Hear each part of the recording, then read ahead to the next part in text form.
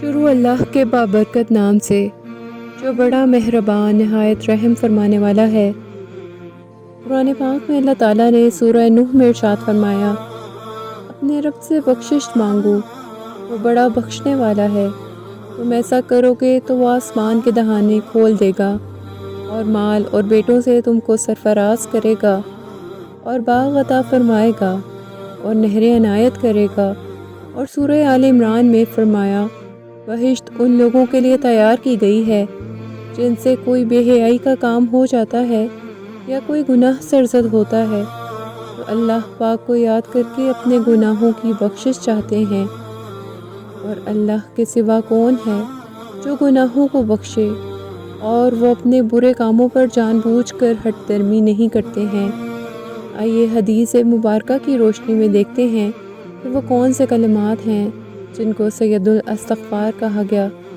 شداد بن اوس رضی اللہ عنہ نے بیان کیا اور ان سے رسول اللہ صلی اللہ علیہ وسلم نے کہ سید الاستغفار یہ ہیں کہ یوں کہے، اللہم انت ربی لا الہ الا انت خلقتنی وانا عبدک وانا علی عہدک ووعدک ما استطعت اعوذ بک من شر ما صنعت ابوء لک بنعمتک علی وابوء لک بذنبی فاغفر لی فإنہ لا یغفر الذنوب الا انت۔ ترجمہ، اے اللہ تو میرا رب ہے، تیرے سوا کوئی معبود نہیں، تو نے ہی مجھے پیدا کیا اور میں تیرا ہی بندہ ہوں۔ میں اپنی طاقت کے مطابق تجھ سے کیے ہوئے عہد اور وعدہ پر قائم ہوں۔